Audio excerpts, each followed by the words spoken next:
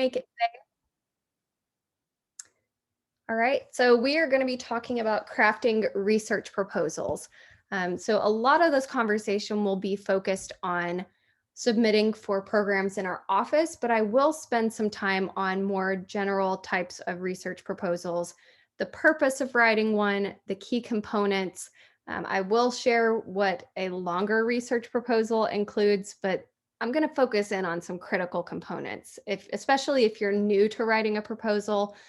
This is helpful to kind of break things down in digestible ways. So we will go ahead and get started. So like I said, what we'll cover is what is a research proposal, internal research funding. So like in our office, Summer Undergraduate Research Fellowship and the Provost Undergraduate Research Scholarship, or SURF and PERS.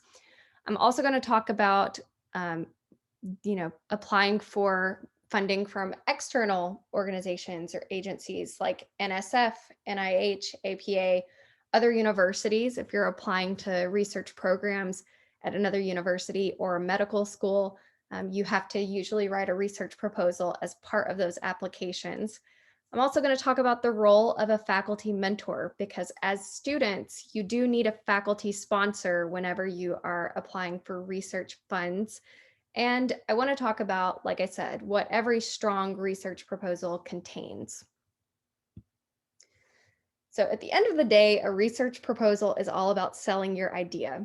It's for you to provide a convincing reason for why the reviewing entity should fund or select your project that you are proposing.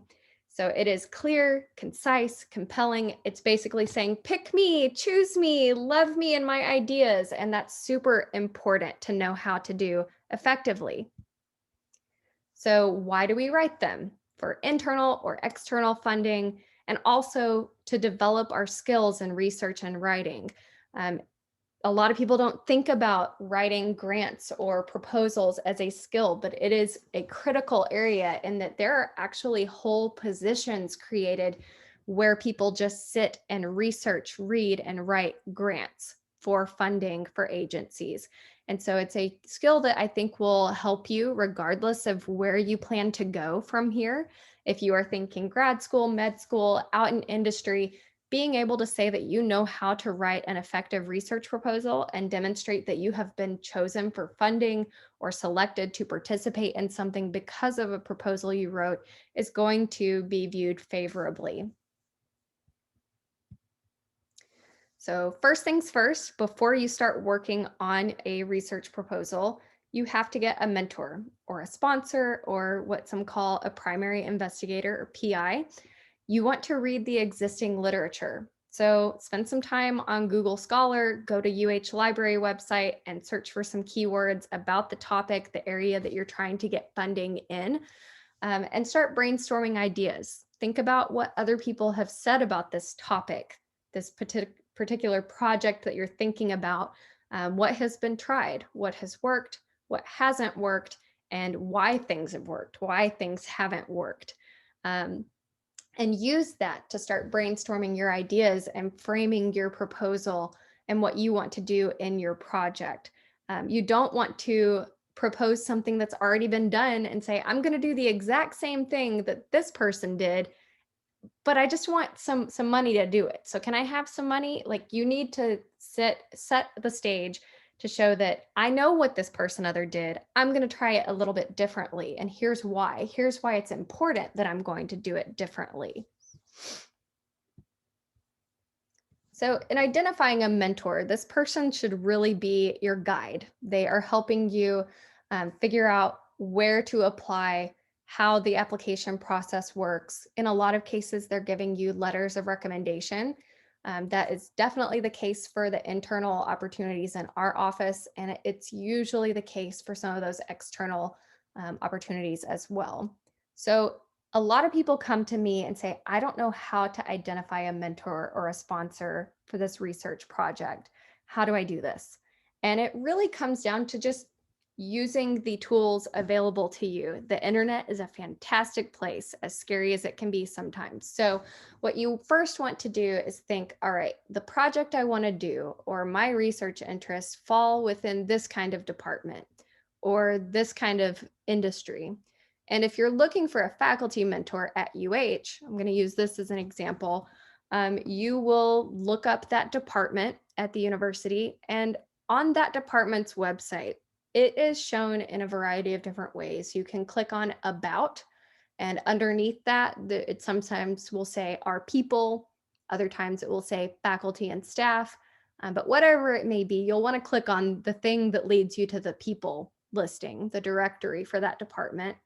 And as you click on faculty names, it will populate a new window or tab, and that brings you to that individual professor's faculty profile.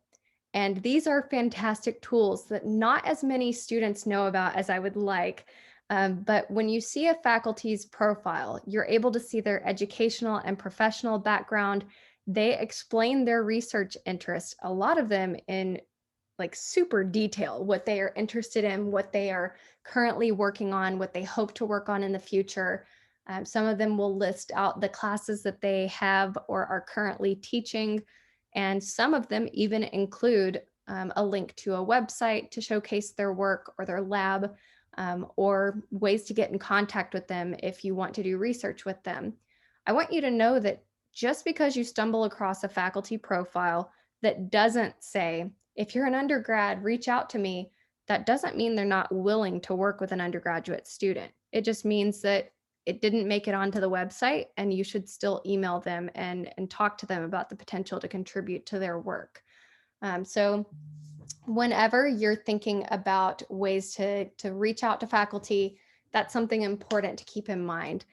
What you'll want to do is compile a short list of maybe 4 to 6 professors that share research interests with you or are particularly skilled in areas that you want to get better at, or they know a technique that you don't know yet, but you feel like they can teach you. And you'll want to send emails to them. And the number one mistake that students make with these emails is they will draft one solid general email and send it out to all the professors. And the email usually goes like this: Hi, my name is Brittni. I'm a psychology major and I'm really interested in undergraduate research. I'm hoping that you can tell me about some research opportunities if there are some available in your lab or office. I hope to hear from you soon. Thank you. My resume is attached. Sincerely, Brittni. And, that's a nice, polite, short, sweet email, but it does not communicate to that professor why you're reaching out to them specifically, how you think that they can help you. And it really doesn't have an action item for them. Maybe they'll take from it, oh, I have a research opportunity, I'll respond. But if they don't have a research opportunity, they may either respond and say they have nothing available and call it a day, or they may unfortunately delete it or move it to a delayed response folder to get back to later. And so how do we avoid this? We avoid it by sending very tailored emails. We individualize our outreach to faculty to get a response because we're showing interest. The number one way to get a potential mentor to take interest in you is to show them that you have taken an interest in them and their work. So an email should look like, Hi, my name is Brittni. I'm a psychology major. I looked at your faculty profile and I noticed that we have some similar research interest. In particular, your work on X, Y, and Z is interesting to me because I did a project in this area and that area.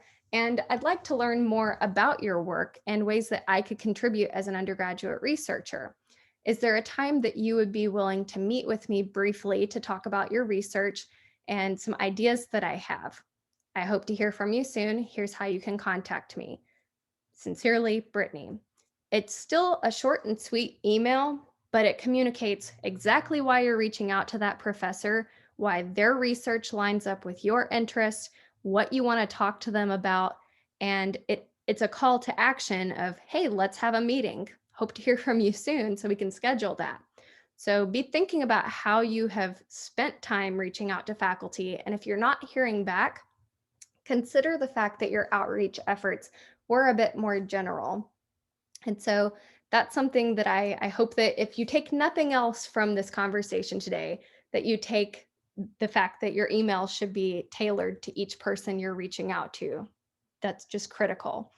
But once you have met with faculty to discuss research ideas and potential funding opportunities that you'd like to apply to, they may have ideas too for different things that you maybe haven't thought of. But after you've talked to people, you can select a mentor or sponsor who agrees to work with you. You never want to assume that someone will work with you just because they met with you.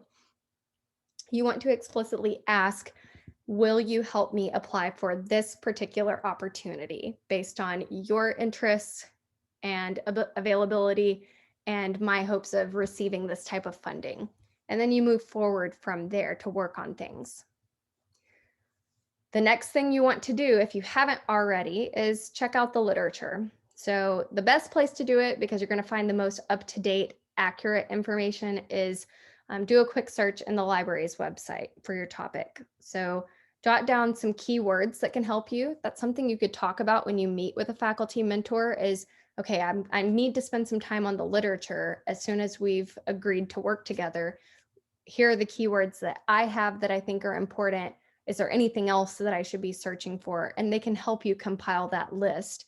And then once you have read through some articles or text or viewed documents, you can review what faculty share with you as well. Your mentor might have some things saved that are relevant to share with you. You can also go to the UH Library's website and look up your subject librarian and research specialists. There is a subject librarian for every discipline at UH, and there are research specialists who spend their time helping people, students and faculty, with gathering data, analyzing, visualizing data, and how to publish, how to present, and just how to represent your research in the best ways. If you're looking to learn about research concepts in general, the library is a great resource for that as well. And this allows you to get a thorough understanding of what has already been researched, what they found, and most importantly, like I mentioned earlier, what they didn't find. So what has worked, what hasn't worked. And in most discussion sections of journal articles, you'll find people saying, well, here are the areas for future research. And that is basically a roadmap for you to say, this researcher says and validates that there's a gap in the literature, a gap in the research, and I can fill that with this kind of project. And that's what you want to illustrate with your research proposal.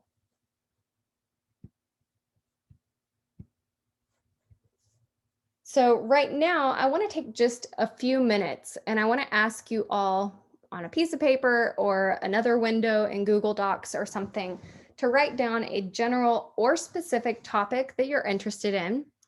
I want you to write down what you already know to be true about the research that has been done or the literature that exists out there about this topic. So just facts that you know off the top of your head because of what you've already read, either part of class or other research that you've done.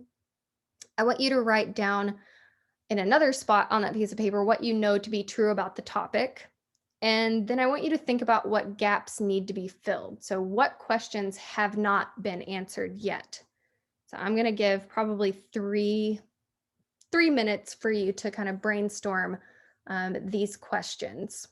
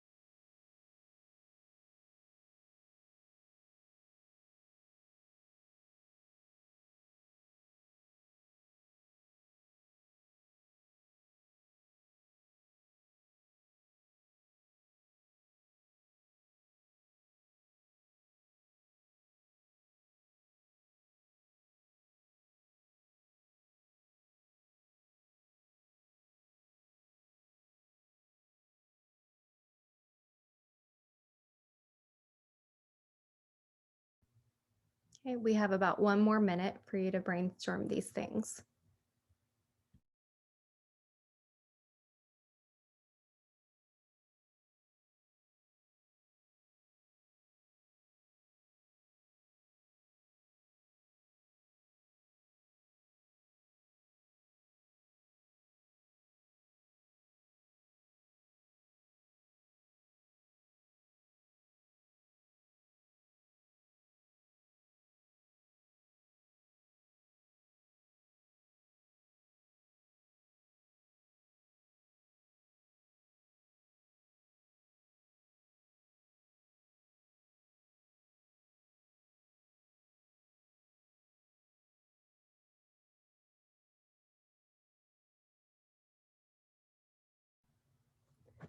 Okay, is there anyone who wants to share some of the things that they wrote down? It can be either out loud or in the chat. I'm willing to share. Okay, great. So one thing that I'm actually really interested in, I'm actually going to be doing a presentation on this for an extracurricular that I'm involved in, but there are these things called earthships. And it's not just earthships. That name has been trademarked by a company that I will talk about in a minute, but these houses are completely self-sufficient. They recycle their own water, they recycle their own waste, they're completely off the grid, so you don't need electricity, you don't have to pay that bill, and they grow their own food, they've got the greenhouses, and they're so much better for the environment, and they're also earthquake proof. These companies have actually gone to Haiti and helped the relief after the major earthquake that was there and build these houses, and they're all built out of trash as well. So not only are we getting rid of things that are in landfills, but we're building houses that are way better for the environment. So some things that I know to be true is that there are companies working towards doing this. There's the Earthship company. Michael Reynolds is the guy's name who actually does this. He employs people who don't necessarily have the experience to build houses like this, and he teaches them so they've got better experience whenever they want to go get a good paying job. And some of the drawbacks of these things, specifically for earthships, they need south-facing windows so they can have the greenhouses. And they also have to be typically out in more rural areas because of all of the things that they use resource-wise, and it's not very efficient to build houses like this in the city where taller buildings are blocking windows and other resources.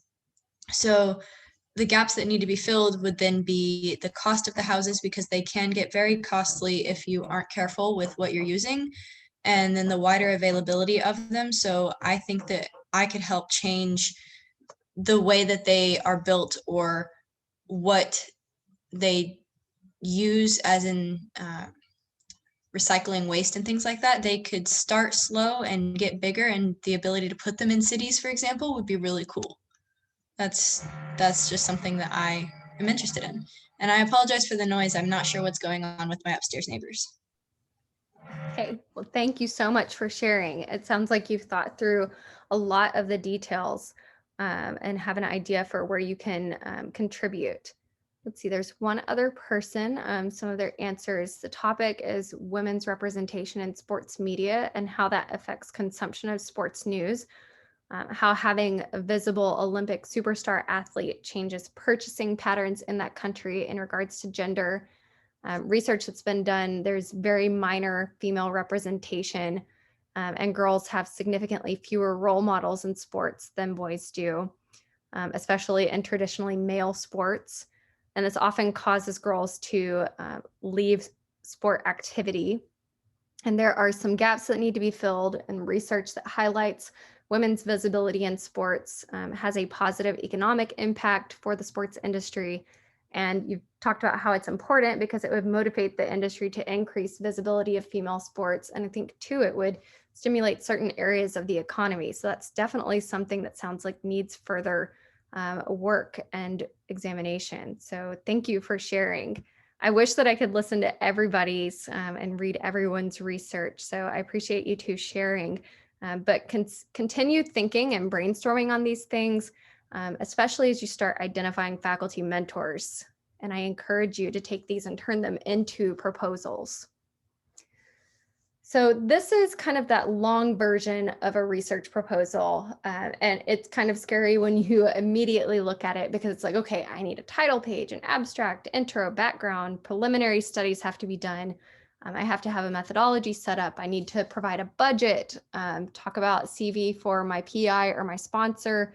Oh my gosh, I need an appendix. I need IRB approval. So there are a lot of different things that go into a traditional research proposal. And yeah, we ask for some of these things in our internal things in our office, but for the purpose of this presentation, I'm going to focus on the main areas that you need for an undergraduate research type proposal.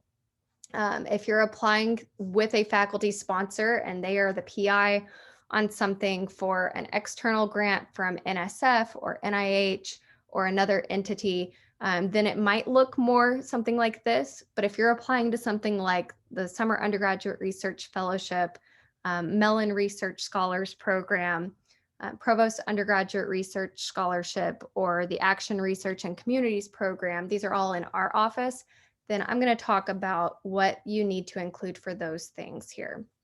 And the basic elements for these proposals include background, methodology, and implications. And this is a screen grab from the SURF and PERS application. It is called a statement of research in the application itself. If you go to the SURF or PERS website and click on the application link and scroll through, this is exactly what you'll see. So we look for you to discuss the importance of the proposed research within the discipline. So why is this research important? Why is what you're proposing relevant within your discipline? Why should it be done? You should state the tasks to be accomplished during the program, or this is your methodology. This is where you talk about from start to finish, here are the tasks that I am going to do to get the thing done. And then at the end, we want you to define the scope and goals of your proposed research. So you start out by saying, this is why this area matters. Here is my proposed project. Here's why it's important. And here's how I'm going to get it done. And then you end by saying, as a result of me doing this meaningful research in this particular way, I will find this. If I don't find this, this is what it means for future research. These are the implications for research, practice, or policy, whatever it may be, moving forward. And I think what sets apart a good research proposal from a great research proposal is a good research proposal will include these elements, and we'll talk about, here's what I hope to find, and here are the implications of that if I find it. A great research proposal will say, here's what I hope to find. Here are the implications of if I find it. But if I don't find this, if I find something unsuspected, here's what I think that means. And here's why that's important and what needs to happen after that. Because that shows you've put in some forethought. You're thinking about next steps before you have to. And that shows anybody reviewing your research proposal that you have really done your homework. You know what the literature says, you know what the best methodologies are in this area, and you know what to do regardless of what you find as far as next steps. So those are the big three components that you want to have in a proposal and why they're so important and how you can take it from good to great. So in that intro or background, this is where, like I said, you state the purpose of the research. Why should it be done? Why is it important? Not just to you, but why is it important to your discipline? This is where you can cite existing literature to support your claims. A lot of times you are able to include references as part of your applications for these grants or opportunities, and I encourage you to do that wherever space allows you to. This also serves the purpose of launching your persuasive argument that this research deserves funding if the funding is available. So it demonstrates, here's what I know, here's how other people, here is how what other people know feeds into what I know, and here's what I plan to do because of this knowledge. Okay, the next part, that methodology, is how you're going to do the research. It's focused very much on tasks, or think of it as a to-do list that's just described in more detail. This should go into what, who, or when you will study and why. I include when because a lot of people will propose to do research on historical context, and so that's something you'll want to consider. You should also include in this section materials, equipment, or surveys or evaluation instruments that you might need to use. Because the whole thing with having a methodology section is if you end up not able to carry this out, or even if you are able to, someone else should be able to pick up your method section, read it, and have a solid plan for, oh, I could replicate this pretty closely and achieve similar or the same results. If I don't achieve those same results, then I need to consider this further. Did they not provide all the necessary steps, or did I do something wrong? So that's why this needs to be so detailed. It's also in this section that you want to talk about what you will be measuring and what you believe will be the outcome because of the way you're choosing to measure things. And that third critical component, or implications, this is also called the expected results or alternate outcomes. So you can talk about what it means if you find what you thought you would, or if you don't find what you thought you would. Like I said earlier, it's really helpful to reviewers if you have done the work to figure out various paths beyond this research based on what you think you'll find and what you actually do find. And whenever you talk about those next steps. When you click submit, I want you to take the time to celebrate, because it is hard to write a research proposal, even if it is a 500-word limit. I think especially if it's a 500-word limit, because you get started on that background information and you think, I need to include all the citations, I need to talk about all the existing literature, and then suddenly you hit 500 words and you haven't even started on your methodology, or maybe you're halfway through the methodology part and you've hit 500 words because you wanted to spend so much time on that background and explaining why it's so important for this research to be done.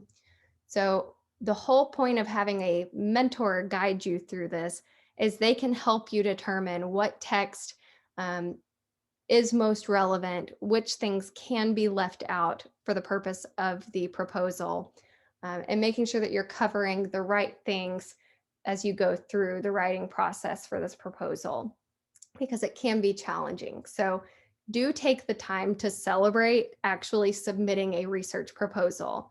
And then mark your calendar for the notification date. Find out when you will hear back from that review committee, or the organizing party who pulls together the materials, and then schedule a mentor meeting ahead of time. So if you know that you will be notified of whether or not you get the funding on April 10th, let's say, you will want to reach out to them the day that you hit submit and say, hi, thank you so much for guiding me through this process. I've hit submit, and we should look forward to getting a response on April 10th, if not sooner.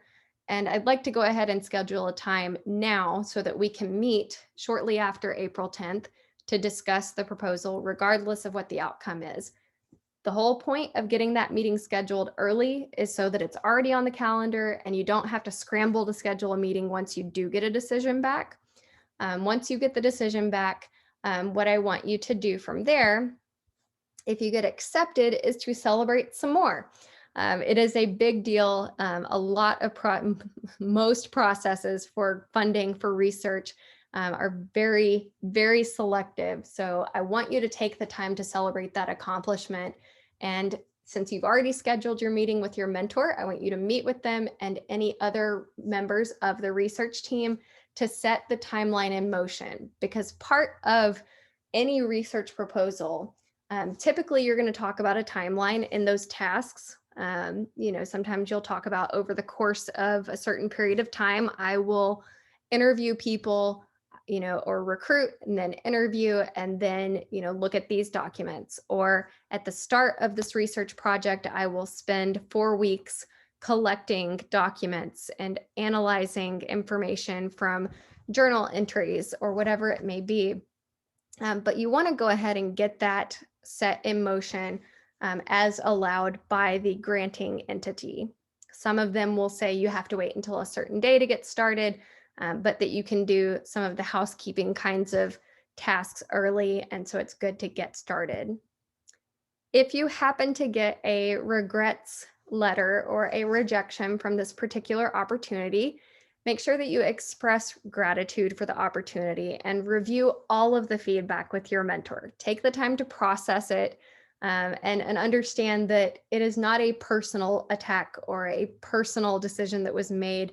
It is just that funding is quite limited for research. And so it's not that you will never ever get to do this research project. It means that you didn't get this particular funding opportunity to do it at this time, and that you should review that feedback and revise and resubmit either to that same entity or to a different one. There is nothing stopping you from revising and resubmitting in the future. That's something I encourage you to do because it helps you go back and reflect on your grant writing process and the ways that you take feedback and move forward from there. And that is another skill set that I think everyone should develop. Kind of bonus information wrapping up this PowerPoint is there's actually no one right way to write a research proposal. I know that I have spent this whole time talking about specific things that you should be focusing on, but there's a disclaimer here that what I focused on is mostly for undergraduate research opportunities, whether that's in our office or another research experience for undergraduates or an REU program.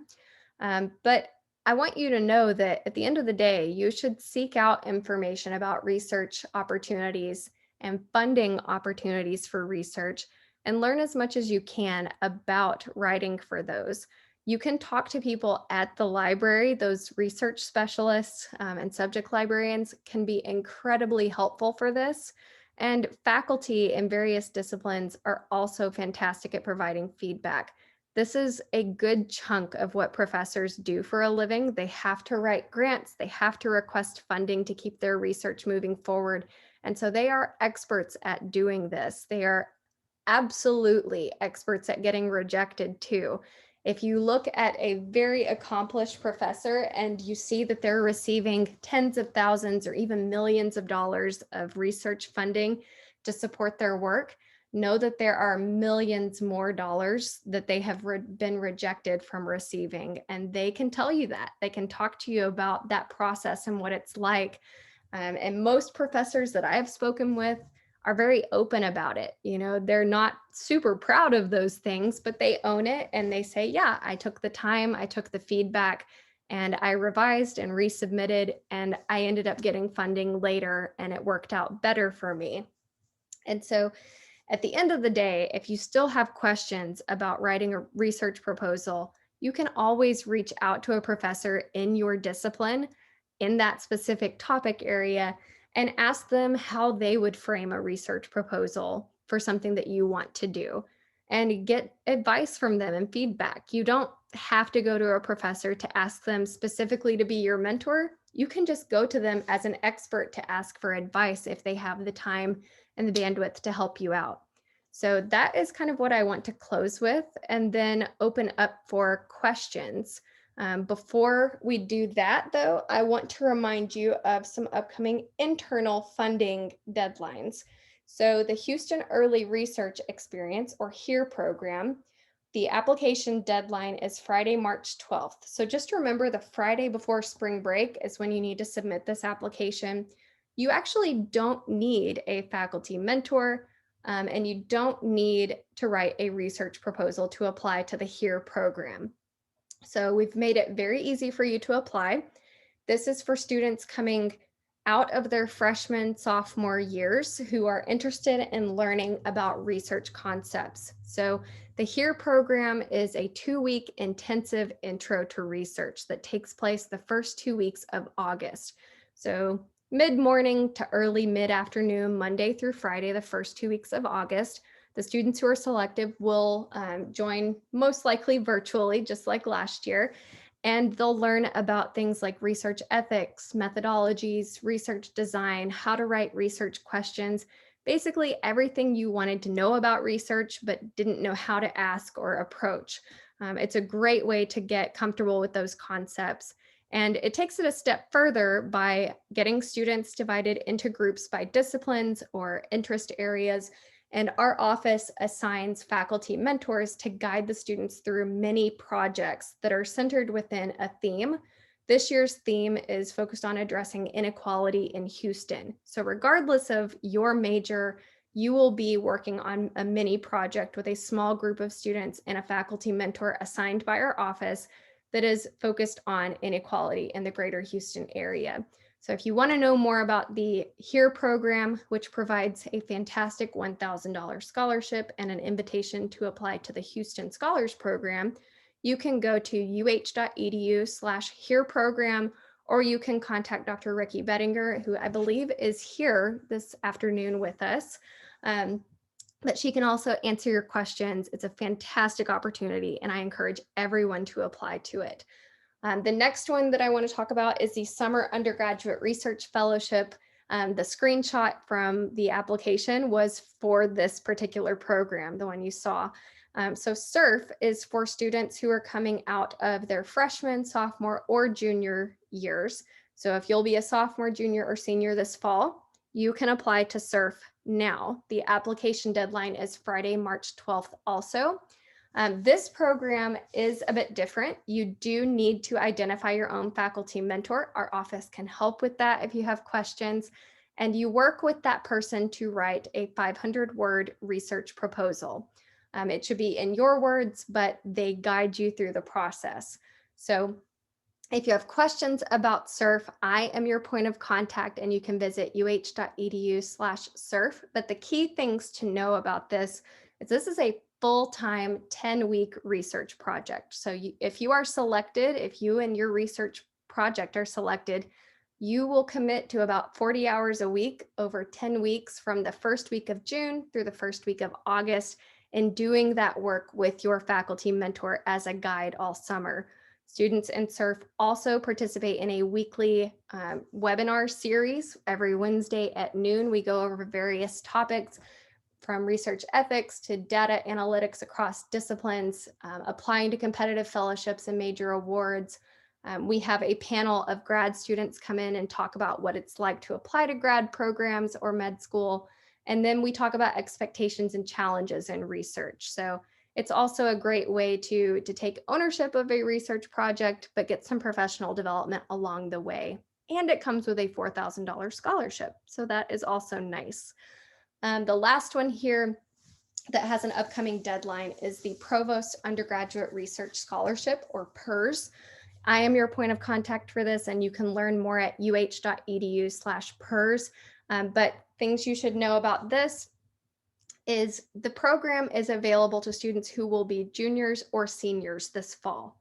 So if you have 60 credit hours or more by the end of this spring semester, you can apply. I know the application deadline is before the semester ends, but don't worry, we'll check your transcript and make sure you have all the hours needed to still be eligible after the semester ends if you've been selected. So PERS is similar to SURF in that you have to identify your own faculty mentor and write a 500-word research proposal, but it is different in that it is part-time. So we're looking at maybe 6 or 7 hours a week throughout the course of the fall semester. And so because it is part-time and there's less of a time commitment, you receive a $1,000 scholarship. There's also no required weekly webinars that you have to attend. I encourage students to participate in some of the workshops we do throughout the semester that are relevant to their interests or their areas that they'd like to develop skills in. But this is a much more independent project than the SURF program is. So if you have questions, just to reiterate about here, you can contact Dr. Bettinger. If you have questions about SURF or PERS, you can contact me, and we are happy to help you with any questions you have. Before we hop into questions, I just want you to know that if you're not already a member of our listserv contact list, you just email us with your first and last name and your preferred email address, and I will add you to it, and you'll receive our weekly updates about opportunities and deadlines. And of course, I think everybody should follow us on social media at UHRMA. We are on Instagram, Twitter, and Facebook with that tag. And we are most active on Instagram. So if you want to keep up with all the research opportunities and know what competitive fellowships and major awards are available, that is where you can find them, and also find out more about upcoming webinars and our 2021 Undergraduate Research Day event. So with that, I will open the floor to any questions that people have. Yes, the recording will be released after the meeting. I will post it to our YouTube, and that is, if you go to our Instagram account, the link in our profile is actually a link tree, and you can scroll down to our YouTube channel and access it from there.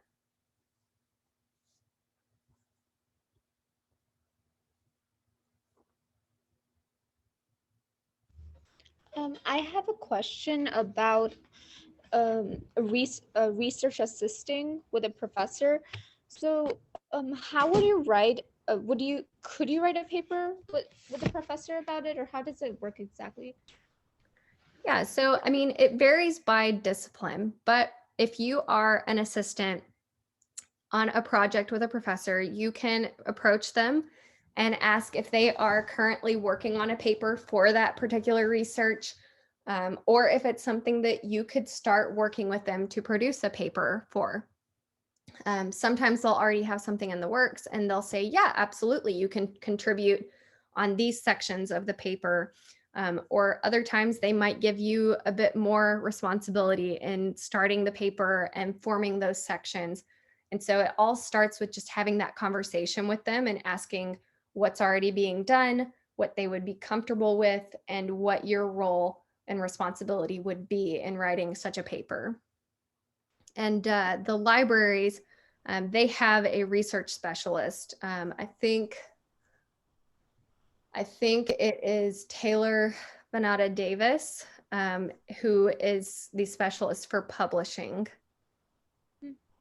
And for research questions, while research assisting, would you be just having the same question as the professor who's doing the research, who started the research? Basically.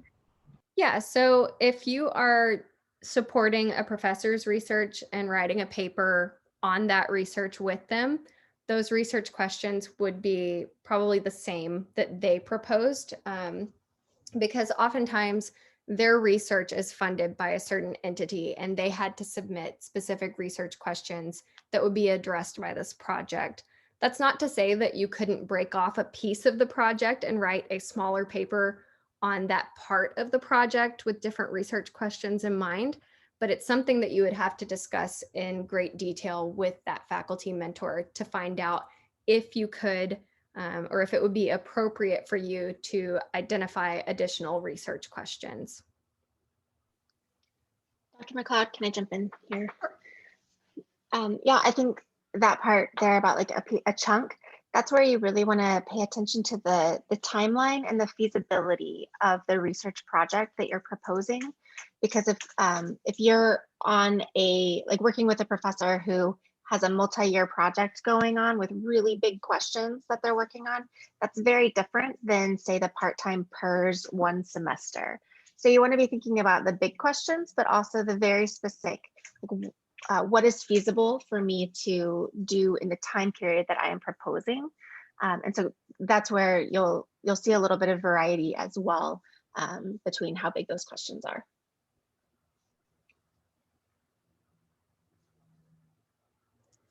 Yeah, thank you so much, Dr. Bettinger. Okay, are there any other questions?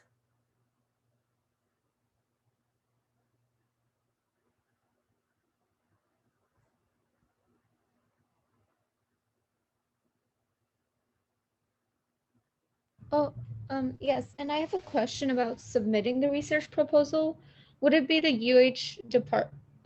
what department would we submit the research proposal? Such. So it actually depends on the opportunity. If it is with a specific department, like if it's, for example, the Department of Physics on campus that is putting out some kind of call for a mini grant to do something, then they would provide details of how to submit that. If it's an opportunity in our office, you submit your research proposal as part of the application for like SURF or PERS or the Mellon Research Scholars Program. If it is an external agency, so like NSF or NIH or anything like that, when they put out the call for proposals, they provide the full details of what they need in the proposal, the deadline, and exactly how to submit and who to submit it to.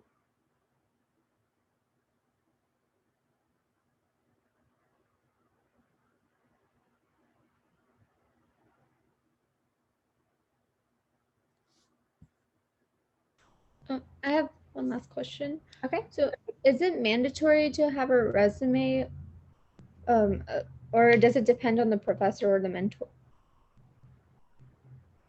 So I would say that you do need to have a resume just in general to have one. And most faculty, when you start to work with them or you're requesting to start working with them, they'll want to see a resume. Well, because I'm a freshman right now, and I don't believe I don't have that many qualifications that could fill up my resume unless the high school ones work. So what do you say about that? Or should I just look for Yeah, the freshman? so since you are a freshman, I think it would be helpful to include relevant experience on your resume. And University Career Services at UH is fantastic at helping freshmen with this.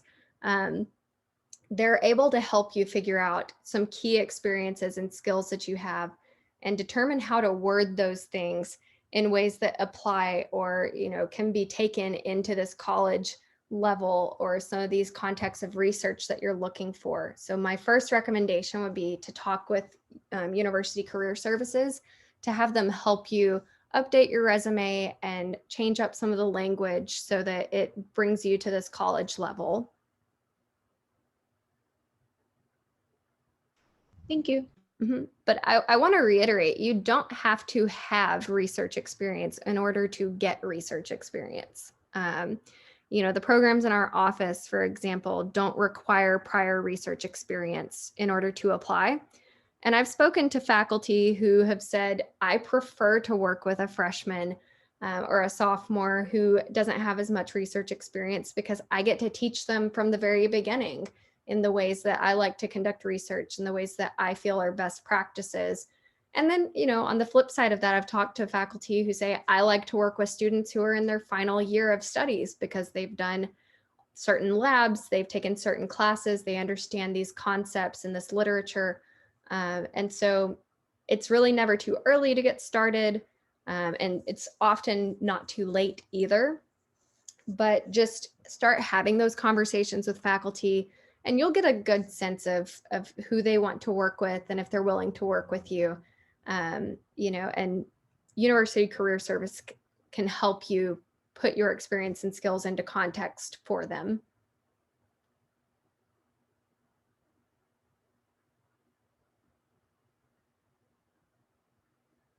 All right. Are there any other questions about writing research proposals?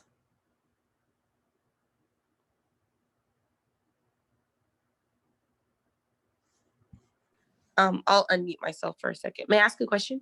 Sure. If we like later on throughout, we can always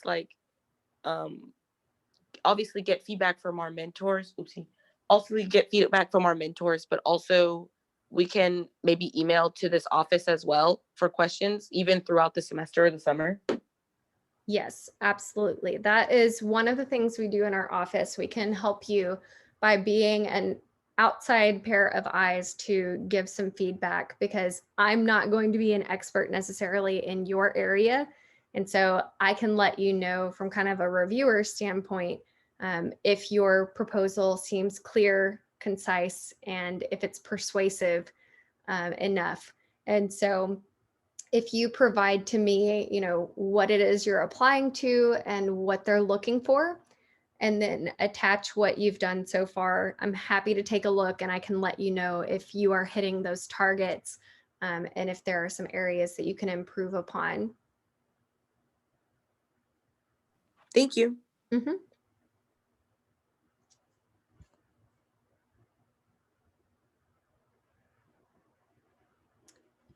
There's a question in the chat. If I want to start beginning research, but I'm struggling with coming up with a research idea, where do you recommend that I start?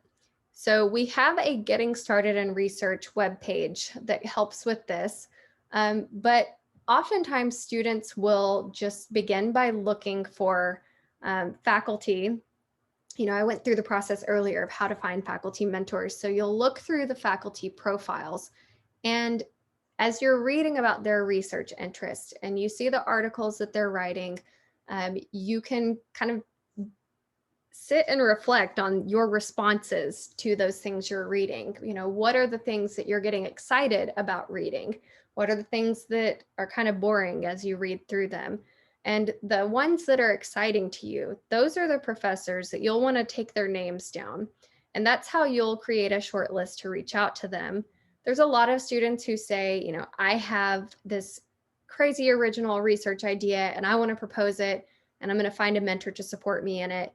And for every student that's like that, there's other students, maybe more students, who say, I'm new to this. I don't have an idea of my own. I feel most comfortable, maybe joining an existing research project. So let me see what faculty are interested in, and I'll get in touch with those that are most interesting to me, and I'll ask to join their project. And that's how I'll get comfortable with research concepts. And so that's what I recommend doing if you're new to it and you're just trying to get comfortable with research, regardless of the discipline, is maybe trying to join on an existing project and approaching it that way. And then once you get more comfortable with it, you'll start forming your own ideas and coming up with potential projects and get faculty to support you from there. Another one in the chat. Okay. My research is in 16th century colonial Panama. Some brainstorm ideas so far are how the actions of more empowered people play out in the lives of ordinary people, balance of private and public lives of women, or the roles of women in Central American frontier, and how European forms transforms according to local customs. So thank you for sharing your research ideas here. Yes, thank you, Tara. Everyone else was silent. So we are at time, so I want to be mindful of everyone's schedules. And I know some people have to get to other classes, but if you would like, you can access this recording later on our YouTube page. And I welcome any questions that you have. You can contact me through email, and I'll put that here in the chat.